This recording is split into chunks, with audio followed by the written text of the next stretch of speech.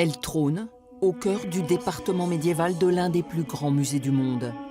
La Vierge de Poligny est au Metropolitan Museum de New York depuis 1933.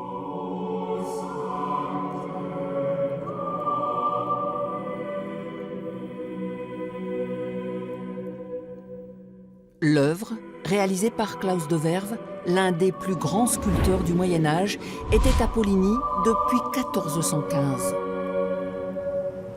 Plus exactement, chez les sœurs Clarisse, à qui elle avait été offerte par Jean sans Peur, duc de Bourgogne.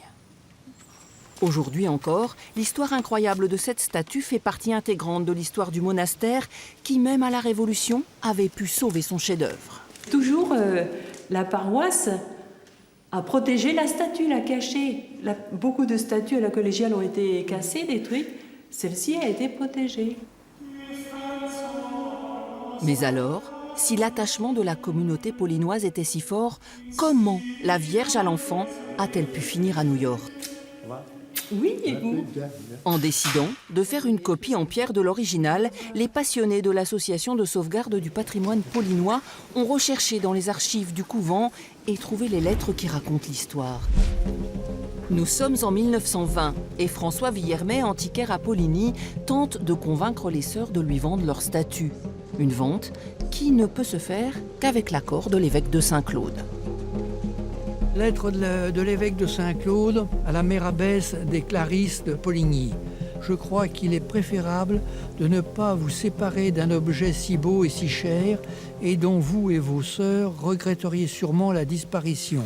En tant qu'antiquaire, il a dû repérer tout de suite qu'elle est très ancienne et que... Donc, il fait une proposition. À ce moment-là, les sœurs qui dépendent de l'évêque demandent l'autorisation à l'évêque. L'évêque déconseille la vente, mais l'antiquaire insiste et promet une copie. La Vierge est finalement cédée pour 8000 francs. Mais alors qu'il avait juré de la conserver à Poligny, l'antiquaire la revend sans scrupule à Paris. En fait, il la revend à un antiquaire parisien, M. Georges de Motte, qui, et ça sans doute peut-être dans les années... On ne sait pas combien, là. Non, on ne sait pas. Alors là, on ne sait pas quelle est la plus-value. Non. Peut-être dans les...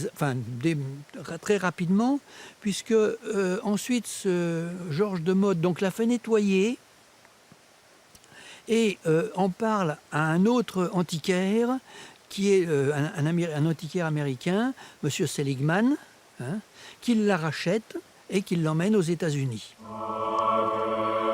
Et c'est ce dernier qui la vend au musée new-yorkais. Puis finalement, à New York, elle est vue par des Puis tout le monde milliers de la personnes. voit, c'est Voilà. ce que je me dis aussi, tout le monde peut aller la voir, tandis qu'ici, Oui.